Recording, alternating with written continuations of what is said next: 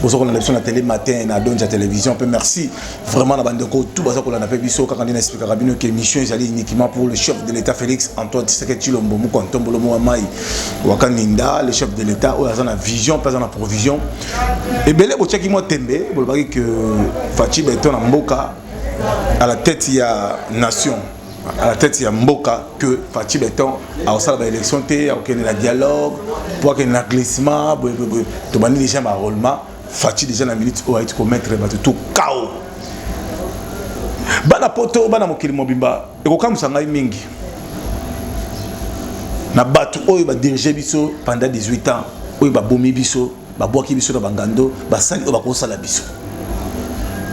Ba lebite balingi bazonga. Pour que ba ya les sous ko le peuple congolais mabe. Ba sangani Moïse Katumbi, Franck Diongo. Fayoulou. Bateau, même pas même la vision, il y a peuple congolais. Fayoulou fut député national, provincial à Salani. Et de l'autre côté, Moïse Katumbi fut gouverneur na Katanga. Mais il n'est pas congolais. Mais les lois Zoya, on a eu un candidat en tant que candidat président de la République. On tient un mboka bawa, mais un mboka bateau basa normal. Tu lui finir avec des bêtises, hein. Toujours qu'il y a un système, il y a père et des mères. Loi Tchanizo continue. Tchanizo a fait déjà Moïse Katumbi. Nous avons banque sans mutazate. Aux Zamboka na biso biso bakoko kufi biso ba famille ba kufi ngana côté plus ou moins 15 prisons. Ngaba famille nyoso ba bomi bango o bande ko Kisekedi. Tata Leki, tata Mwasi, mama Leki, noko ba boma bango pour bata bande ko Kisekedi. Mais président Félix Antoine Tshisekedi il a eu pouvoir. Botal makamba sala biso na bande. Président Abiti va pouvoir pardon. Le monde est méchant. Il faut être patriote. Bandi ko nga bandu ba Rwandais o ya Kagame na mokozi na bango no diriger biso na mboko 18 ans ba kota ki ndenge ni so bato ba ye comme ba les verts ya ngombe. Na lobaki ya ngowa na immeuble o Interpol. Ba zu ba terroriste. Bazana ba minduke majime so président république aleka ba bete minduke. Bolandi bine moko na eternité. Ba présenter bango ba espion. Il y a un cabal ba fandi belé ma mikao na madumi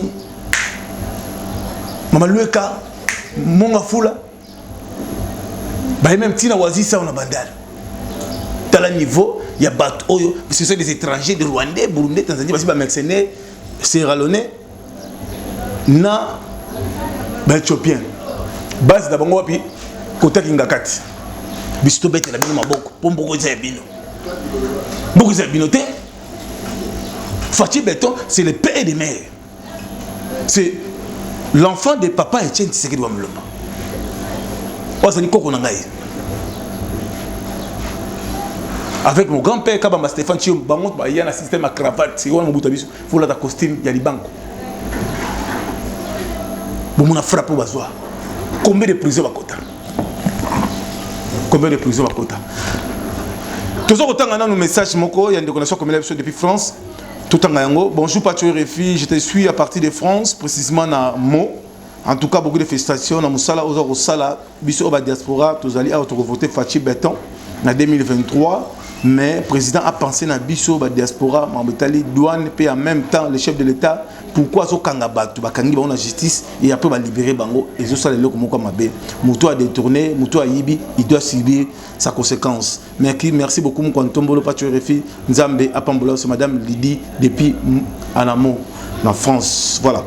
Tout en message, monsieur. Bonjour, Patio Refi, je te suis à partir de Milan, en Italie, dans la émission, Nazobengo Mingi, la téléphone, on y difficilement. Et merci beaucoup, Nayo, na Nengozo la Bisso, mais na Bossanité, pour Naye Bissayo, que.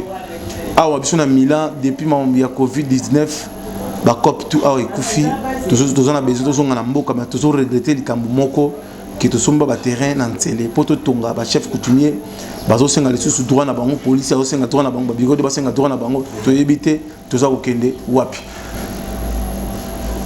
Bande gozo ta la biso, to comme une système action, 2023 Fachi ou rien. Bateau basali ba yibi iranium. Basali ba crime comme on a sap bato ba chebeya bato ba amantongulu tokoti kabino librement boité au détourner mbonga mboka sur le ba ministre va démissionner ensemble nous on s'en fout ils seront arrêtés jugés parce qu'il y a des détournements dans le transport on va belé même dans les côtés il y a ministère il y a un ministère il y a affaires étrangères tout le monde béronté Bousso ba na kala to comme une réaction biso ba famille ba kufi belé fati a beti ça il est déterminé toujours on a besoin bateau bazan na souci mon Nzamboka nekola ba Martin Lukusa déjà na biso ya onatra il y a SSP PT osala musala kitoko le ba train ya sika moderne na ville côté bateau tout batonga ba ndako pemela ba rail ba kibaso buka yango parce que tout côté la TGV à ça les partis politiques kitoko aidik ils a parti à malexité ils ont le pouvoir dans la IDPS tout là na Martin Lukusa l'homme fort du moment.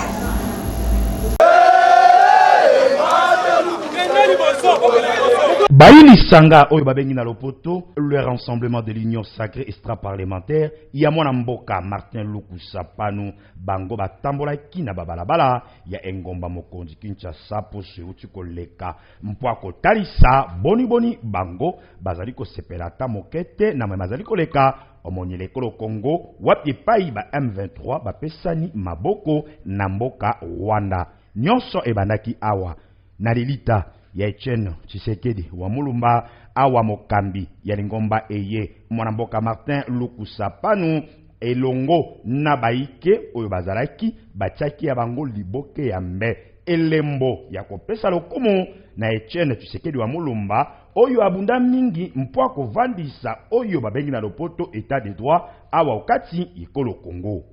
Papa Etienne Tshisekedi wa Mulumba papa toye lelo awa epai na yo oyebisaki biso ke mabele ya mboka na biso Congo ezali moko et indivisible yo oteyaki biso la non violence biso mboka oyo ya Congo bakoko batikela biso oyo bino botikela biso totumolaka moto te tozali pacifique tozali hospitalier. Mais lelo oyo papa toye para yo kosenga yo énergie kolongwa awa na lilita bayi lingomba eye elongo na lingomba politique adik bakisa bayi société civile batambolaki ndenge bokoki komona loyembo na monoko makomi po kotalisa ete RDC ekoki solo kokabwana ata mokete mpe badongolo miso esengeli bongo batika maimanso o bazali kosala po bozangi kimia moniele ya toujours dans siko ba activité mokonzi mboka Fati Beton mokonzi mboka a toujours déterminé azola la te pour la mboka na biso ebonga parce que bana Congo bomi bino mingi ba jeune pour bazo musala na époque 18 ans bazo senga bino 5 ans d'expérience keli mutem mabe ba yibi mbong et ba bukanga lonzo ba kotonga soit disant immeuble soki université soki na Kindu mais tandis que Kindu ba investisseur bazate ba rendre partout la province tout banzala ba rendre peuple congolais ba pauvre mais Fati aye tala mbonga kotis na banque botala diplomatie Fati asani botala lelo to comme fort na niveau ya diplomatie, à niveau de la relation bilatérale avec Fati Beton. États-Unis a soutenu Bisso, Russie a soutenu Bisso, les pays unis ont soutenu Bisso. Donc comme embargo ya odi elongwe, musa les okene pekito. Mutu abang sa mutazate, mutabang sa mutazate. So bino bozo ko rêver, bozo ko mona ke bino, boko déstabiliser pour voir Fati, boko mona tozo kena bino. Fati kena A, Moïse Katumba kena B. Mutu ka Frank Diom malien. Franck Diong n'est pas moutété là, c'est un malien. T'as noté que la base qu'on a la carte à nous. On ne peut pas jouer avec nous. Tout là, on a l'image rapidement. Il y a mon Konzambo qui a fait Beton. Tous ceux qui ont partagé cette émission, bonne année Nabino, mon Konzambo qui a fait Koloba.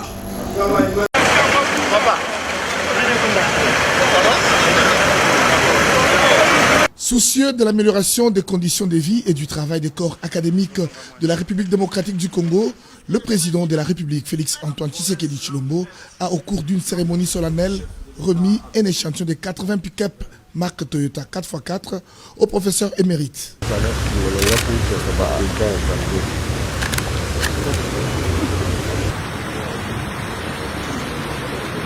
La cérémonie s'est déroulée à l'esplanade du Palais du Peuple en présence des présidents des deux chambres du Parlement, du Premier ministre Jean-Michel Sama Lukonde et de quelques membres du gouvernement. Symboliquement, le chef de l'État a remis personnellement les clés des véhicules au professeur émérite. Prenant la parole au nom du corps professoral, le professeur Malem Tamandiak a remercié le chef de l'État et saisi de cette opportunité pour poser quelques problèmes des professeurs.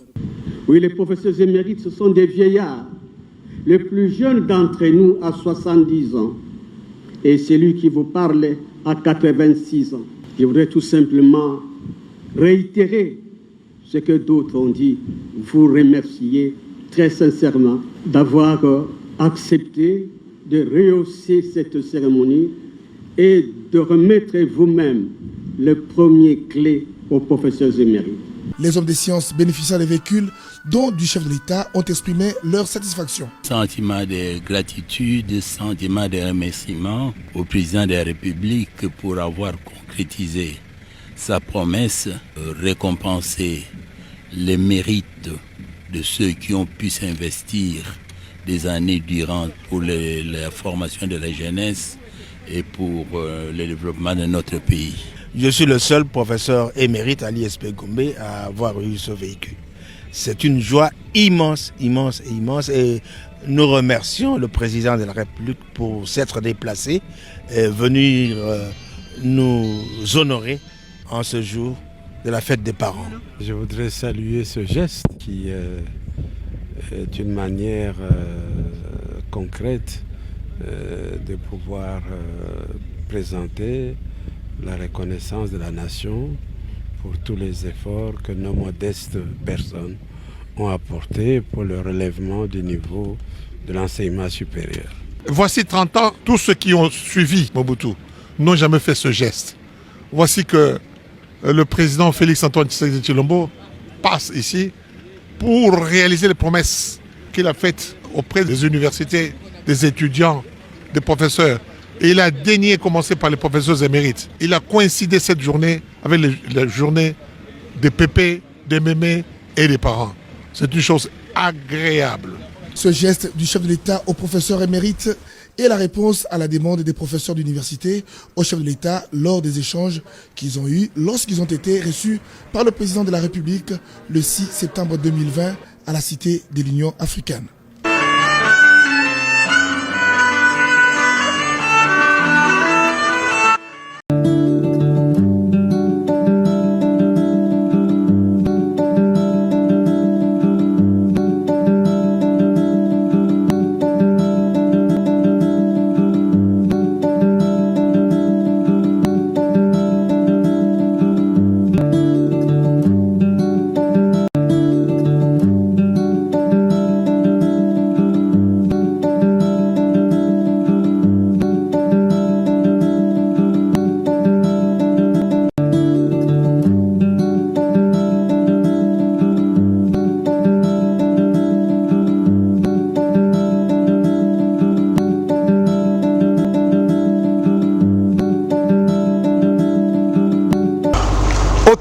Le Tissimbala, la classe et la différence. Au Tissimbala, le millénium 2023, député, sénateur, Banapoto, Allemagne, États-Unis, France, Canada, Suisse, Dubaï, Angola, place à Kitoko et Rolala, la carte au Tissimbala Center. Tala, venez découvrir. Wi-Fi aux Ophélie, Moutouka déplacement Zali. La classe et la différence. Tala, restaurant africain, restaurant européen. Awa, cuisine Nyoso Zali. Moutouka déplacement Zali. Wi-Fi aux Ophélie. Tala. Simon Kimbukudi alalaka awa. Willy Moucheni Kodamboka alalaka awa. Mise Miserere alalaka awa. Tala. Okutana javement électronique. Okutana batemine na kati awa.